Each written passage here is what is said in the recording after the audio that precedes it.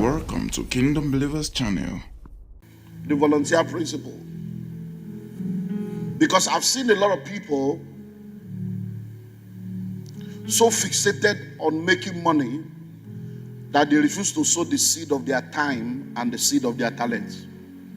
And they don't realize that in sowing the seed of their time and in sowing the seed of their talent, money will now flow as a result of the problem they are solving and the value they are offering. Because see, this poverty mentality, this survival mentality is so strong that when people are at that level, the only thing they are thinking of is, what's in it for me? What's in it for me? What's in it for me? I can't come and kill myself. What are they just don't understand. And I need to repeat this again, because if we get it, those of us that you see today that seem to be doing anything meaningful, we did not start like this. There were things we discovered. There are things we applied that brought us here. We all know of Maslow's hierarchy of need. But you see, that was a result of a research. What Abraham Maslow was trying to do was to find out, why do people behave like this? Because many of you think that the Western world has always been like this. No. The United Kingdom was worse than Nigeria in their own days. The United States was worse than Nigeria in their own days. You have forgotten that many of these countries are over 200 years, 300 years. Nigeria is just 100 and something by republic and then 60 something by independence. So,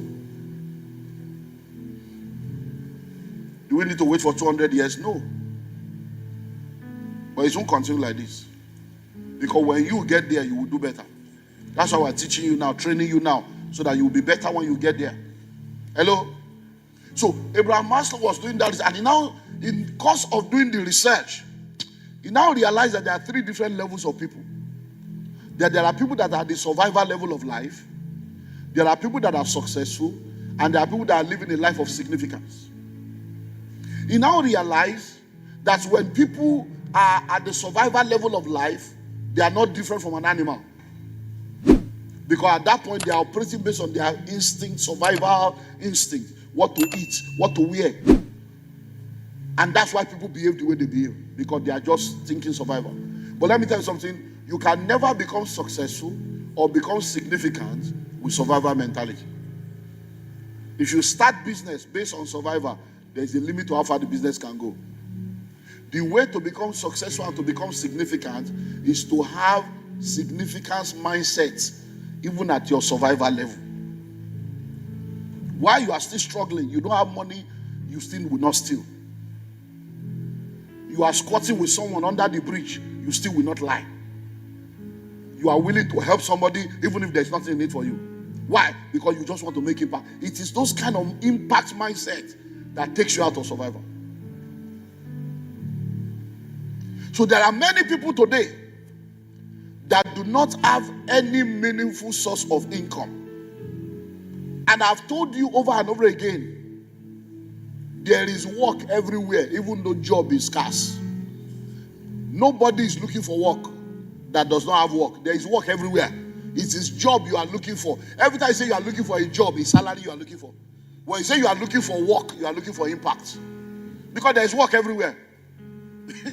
It's job that is scarce. Hello?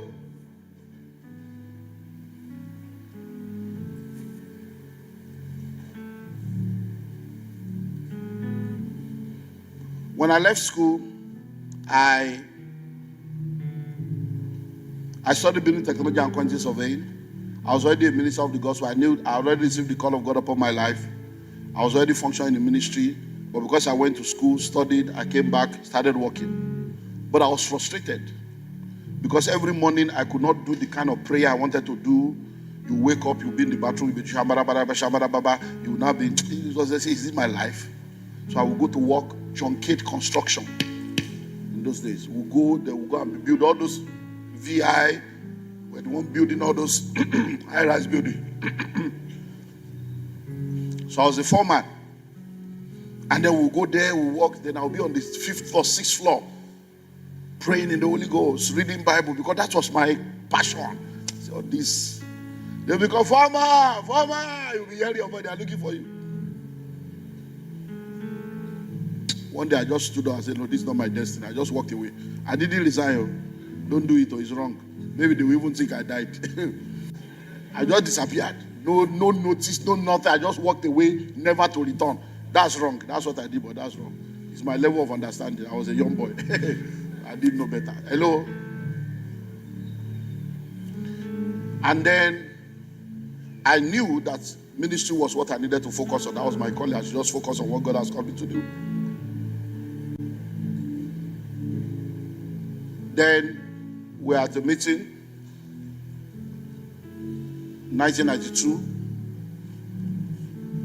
I was still lateral there, so we're at the meeting. So we had the meeting, and then Maurice Cerulo conference. Everybody came, so they were just talking and talking. I said, okay, they are starting an office. Maurice Cerulo World Evangelism Global Satellite Network Nigeria. So okay, I would like to work with this kind of ministry so that I can learn. So I went there. They said there's no job. But because of what I'm telling you now, it's not about survival. I said, whether they have job or not, it's learning. Me, I should even pay them to teach me ministry. So I now wrote a letter. I said, look, I've been told there's no job, but I'm writing to volunteer. Just to do what? To volunteer. That's why anything you want me to do, I'll just be here. If you want me to carry it, does me, I carry it, does me. Just to be in this atmosphere to learn. Because I have a call upon my life. I just want to learn. This is an international mission. I'll be able to learn how things are done. So the man, my mentor and father, Reverend Esidada, then called me and said, sit down. Say, you're a young man. Because you people will now come now and be saying that, now, you are saying you want to volunteer. Oh. Do you know what volunteer is? I say, yeah. He said, it means there's no salary. Oh. It means there's no money. Oh. Not that at the end of the month now you say they are using you and you didn't pay you. I said, no problem, sir. I said, but I believe that at the end of the month you will pay me. He said, you see, we have started. Say, you have said, we have not even finished. You have not even finished this. I said, no, what I mean is that I believe that like Joseph in the house of Potiphar, my presence will make a difference. And by the end of the month, there will be enough value that it will just be normal that will be paid.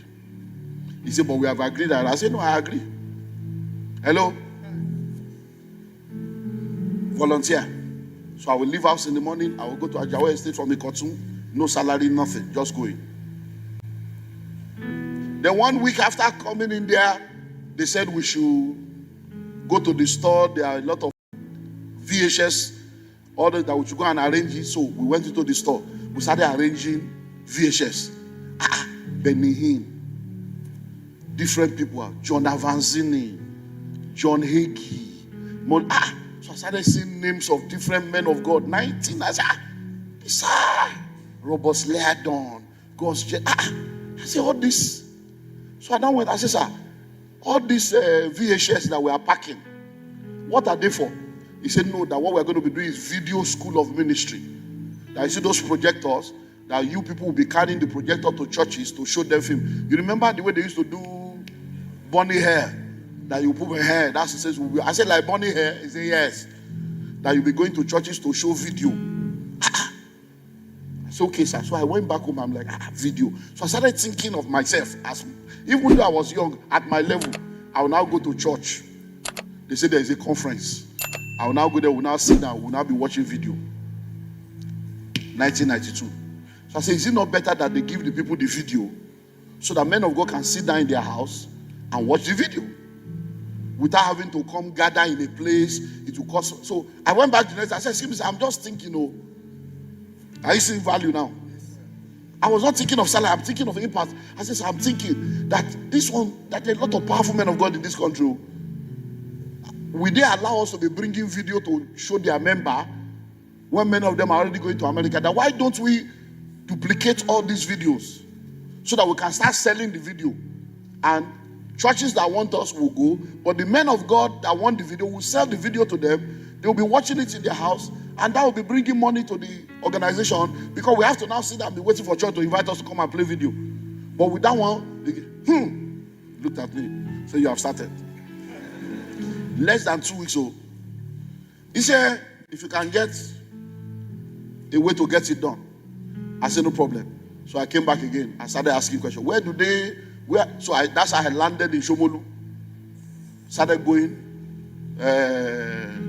Chrisland, What's the Ebenezer Obey? D-Cross. I went to D-Cross. Started going to different places.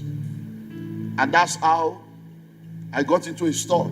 And the owner of the store said, these videos are very powerful. People will need it. Oh.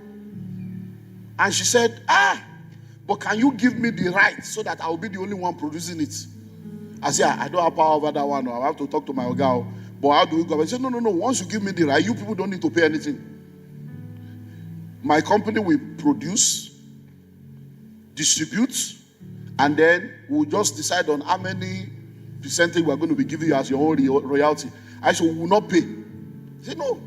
And then we will not market. He said, no. He said, I will do all the marketing. Every week you'll just be coming to collect money. I said, every week. That's how I got to the office. I told my guy to cut the long story short. At the end of the month, they paid me. At the end of the month, they did what? They paid me. Are you getting what I'm saying now? Value. So you say you are looking for a job, volunteer. That company you want to work for, that you have gone for interview, they did not accept you. Write a letter to them to say, I came to this company 4 months ago for an interview, and unfortunately, I was not qualified based on the interview process. But I strongly believe in the values of this organization, and I believe in what this organization can do and what I can do for this. So I'm offering myself as a volunteer to work free of charge, just to be in this atmosphere, to put my own quota.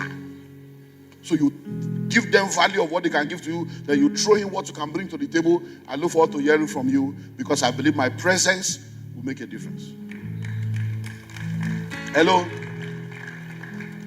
And then you never know what will happen. We have one of our sisters here. I preached on this many years ago, on volunteerism.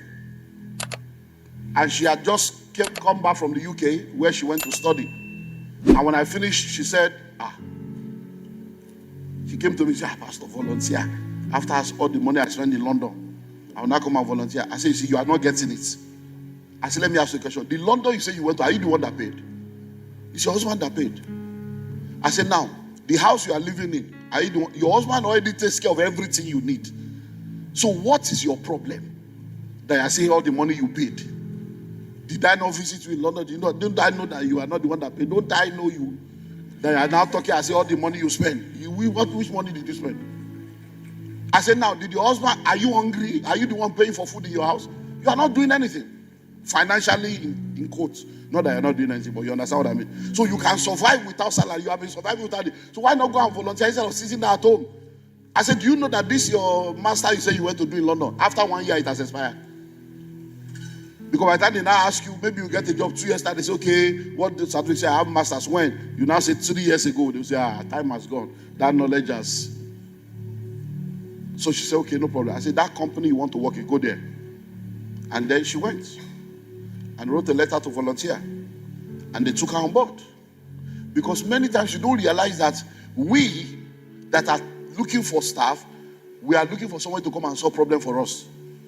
So when we say vacancy, accountant needed, what we are saying is, this is our accounts. We need someone to come and help us. So we are looking for someone to come and help us, whereas you are coming with help, salary. We have more videos right on this channel to show you, but before then, smash the like button and also do to subscribe if you're new to this channel. And you can also share this video with a friend so that you also be a blessing to them.